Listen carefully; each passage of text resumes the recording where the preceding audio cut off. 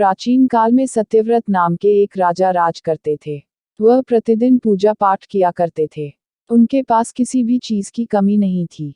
वह धन दौलत से लेकर हर प्रकार की सुविधा से समृद्ध थे।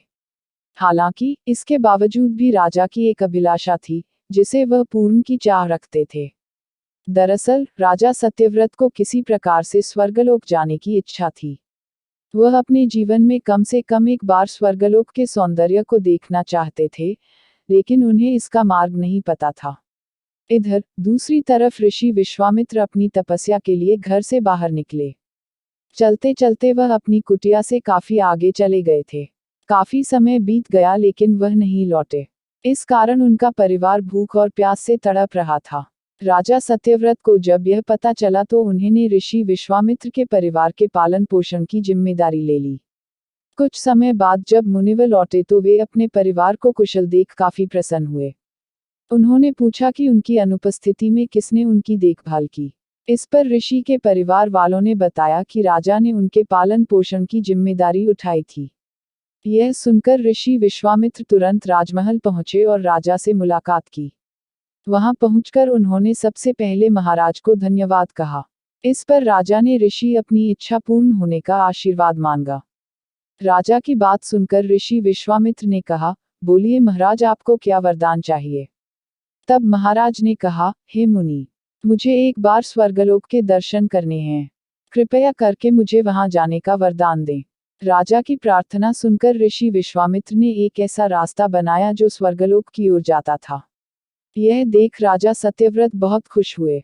वह तुरंत उस रास्ते पर चल पड़े और स्वर्गलोक पहुंच गए। यहाँ पहुंचते ही इंद्रदेव ने उन्हें नीचे धक्का दे दिया, जिसके कारण वो सीधे धरती पर जा गिरे। राजा ने सत्यव्रत ने तुरंत सारी घटना ऋषि विश्वामित्र बताई। राजा की बात सुनकर ऋषि विश्वामित्र गुस्से से आग बबूला हो उठे। उन्होंने तुरंत सभी देवताओं से इस बारे में बात की और इस समस्या का हल निकाला, जिसके बाद राजा के लिए एक नया स्वर्गलोक बनाया गया।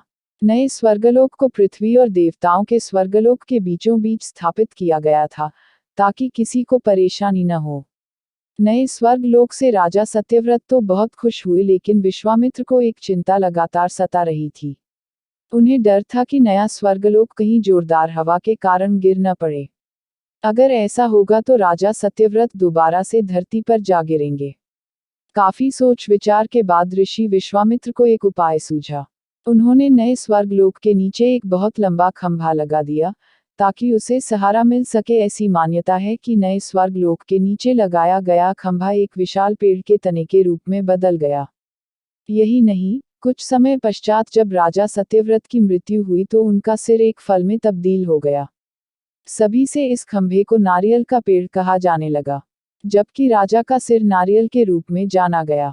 यही कारण है कि नारियल का पेड़ इतना लंबा होता है। कहानी से सीख। इस कहानी से हमें यह सीख मिलती है कि अगर सच्चे मन से किसी की मदद करें तो हमारी हर ख्वाहिश पूरी हो सकती है।